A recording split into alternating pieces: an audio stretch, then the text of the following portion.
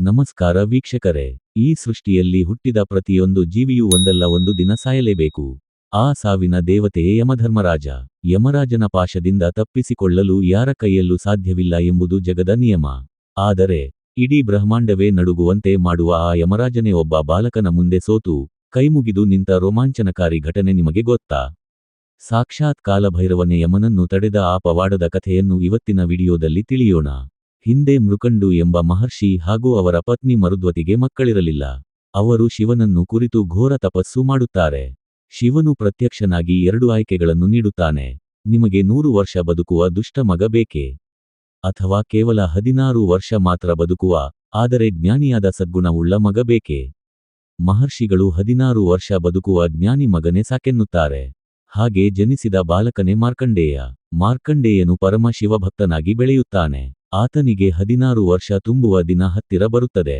ತಂದೆ ತಾಯಿಯ ಮುಖದಲ್ಲಿನ ದುಃಖವನ್ನು ಕಂಡು ಮಾರ್ಕಂಡೇಯ ಕಾರಣ ಕೇಳುತ್ತಾನೆ. ತನಗೆ ಕೇವಲ 16 ವರ್ಷದ ಆಯಸ್ಸು ಮಾತ್ರ ಇದೆ ಎಂದು ತಿಳಿದ ಬಾಲಕನು ಹೆದರದೆ ಶಿವನ ಪಾದಗಳನ್ನೇ ನಂಬಿ ಸಮುದ್ರ ತೀರದಲ್ಲಿದ್ದ ಶಿವಲಿಂಗದ ಮುಂದೆ ಕುಳಿತು ಮಹಾಮೃತ್ಯುಂಜಯ ಮಂತ್ರವನ್ನು ಜಪಿಸಲು ಆರಂಭಿಸುತ್ತಾನೆ. ಮಾರ್ಕಂಡೇಯನಿಗೆ 16 ವರ್ಷ ತುಂಬಿದ ಕ್ಷಣ ಆತನ ಪ್ರಾಣ ತೆಗೆಯಲು ಯಮದೂತರು ಬರುತ್ತಾರೆ. ಆದರೆ ಮಾರ್ಕಂಡೇಯನ ಸುತ್ತಲೂ ಇದ್ದ ಶಿವನ ತೇಜಸ್ಸನ್ನು ನೋಡಿ ಹತ್ತಿರ ಹೋಗಲಾಗದೆ ಯಮದೂತರು ಓಡಿಹೋಗುತ್ತಾರೆ. ಕೊನೆಗೆ ಸಾಕ್ಷಾತ್ ಕಾಲಪುರುಷ ಕೋಣನ ವಾಹನವನ್ನೇರಿದ ಭೀಕರ ರೂಪದ ಯಮಧರ್ಮರಾಜನೇ ಸ್ವತಃ ಭೂಮಿಗೆ ಇಳಿದು ಬರುತ್ತಾನೆ. ಇಡೀ ಭೂಮಿ ಕತ್ತಲಾಗುವಂತೆ ಯಮರಾಜ ಮಾರ್ಕಂಡೇಯನ ಮುಂದೆ ಬಂದು ನಿಲ್ಲುತ್ತಾನೆ. ಯಮರಾಜನು ಬಾಲಕನಿಗೆ ಹೇಳುತ್ತಾನೆ, ಬಾಲಕನೇ, ನಿನ್ನ ಆಯಸ್ಸು ಮುಗಿದಿದೆ. ಶಿವಲಿಂಗವನ್ನು ಬಿಟ್ಟು ನನ್ನೊಂದಿಗೆ ಬಾ. ಆದರೆ ಮಾರ್ಕಂಡೇಯನು ಭಕ್ತಿಯಿಂದ ಶಿವಲಿಂಗವನ್ನು ಗಟ್ಟಿಯಾಗಿ ತಬ್ಬಿಕೊಳ್ಳುತ್ತಾನೆ. ಕೋಪಗೊಂಡ ಯಮರಾಜನು ತನ್ನ ಅತ್ಯಂತ ಶಕ್ತಿಶಾಲಿ ಆಯುಧವಾದ ಯಮಪಾಶವನ್ನು ಮಾರ್ಕಂಡೇಯನ ಮೇಲೆ ಎಸೆಯುತ್ತಾನೆ. ಆ ಹಗ್ಗ ಮಾರ್ಕಂಡೇಯನ ಜೊತೆಗೆ ಆತ ತಬ್ಬಿಕೊಂಡಿದ್ದ ಶಿವಲಿಂಗಕ್ಕೂ ಸುತ್ತಿಕೊಳ್ಳುತ್ತದೆ. ಆ ಕ್ಷಣದಲ್ಲಿ ಜಗದ ನಿಯಮ ಉಲ್ಲಂಘನೆಯಾಗುತ್ತದೆ.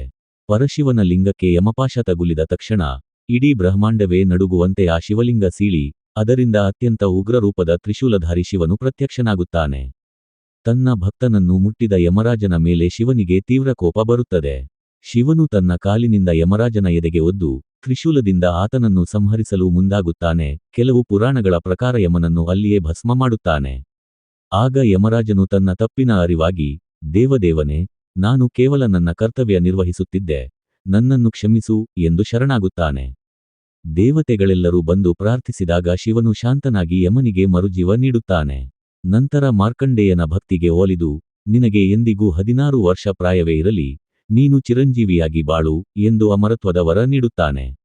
ಅಂದಿನಿಂದ ಮಾರ್ಕಂಡೇಯ ಮೃತ್ಯುಂಜಯ ನಾಗುತ್ತಾನೆ. ನೋಡಿದ್ರಲ್ಲ ವೀಕ್ಷಕರೇ, ಯಮಧರ್ಮರಾಜನು ಎಷ್ಟು ಶಕ್ತಿಶಾಲಿಯೋ ಅಷ್ಟೇ ಧರ್ಮಕ್ಕೆ ಮತ್ತು ಕರ್ತವ್ಯಕ್ಕೆ ಬದ್ಧನಾದವನು.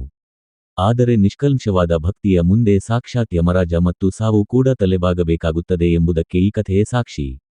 ಈ ವಿಡಿಯೋ ನಿಮಗೆ ಇಷ್ಟವಾಗಿದ್ದರೆ ತಪ್ಪದೆ ಲೈಕ್ ಮಾಡಿ, ನಿಮ್ಮ ಅನಿಸಿಕೆಯನ್ನು ಕಮೆಂಟ್ ಮಾಡಿ ಮತ್ತು ನಮ್ಮ ಚಾನೆಲ್ಗೆ ಸಬ್ಸ್ಕ್ರೈಬ್ ಆಗಿ.